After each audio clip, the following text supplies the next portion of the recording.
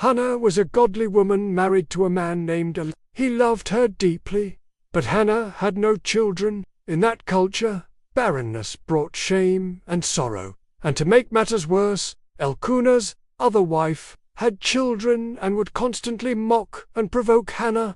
Year after year, they would go to the house of the Lord in Shiloh to worship and offer sacrifices. But every time they went, Hannah would be overwhelmed with grief. She would weep and not eat, her heart broken by her empty womb and Peninnah's taunts. Elkanah tried to comfort her, saying, "Am I not better to you than 10 sons?" But his love could not fill the ache in her soul. One day, after they had eaten, Hannah stood up and went to pray in deep anguish. She cried out to God from the depths of her heart. She made a vow, saying, "Lord Almighty, if you will only look on your servant's misery and remember me, and not forget your servant, but give her a son, then I will give him to the Lord for all the days of his life." As she prayed silently, only her lips moving, the priest Eli saw her and thought she was drunk. But, she explained, "I am a woman deeply troubled.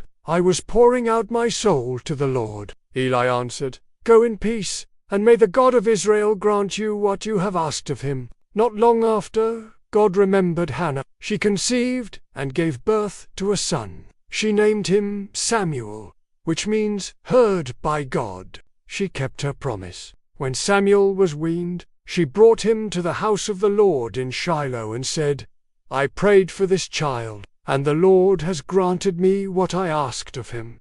So now I give him to the Lord. For his whole life he will be given over to the Lord." Hannah's song of praise. After giving Samuel to the Lord, Hannah praised God in a beautiful, powerful prayer known as Hannah's Song.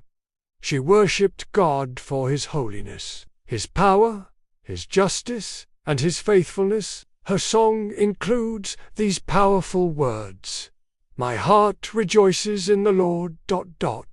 There is no one holy like the Lord. The Lord brings death and makes alive. He raises the poor from the dust. He will guard the feet of his faithful servants." Samuel went on to become one of the greatest prophets and leaders in Israel's history. He anointed both King Saul and King David, and God blessed Hannah with more children, 3 sons and 2 daughters, because of her faith and sacrifice. Like, subscribe, and tap the 2. Stay filled with God's promises and truth.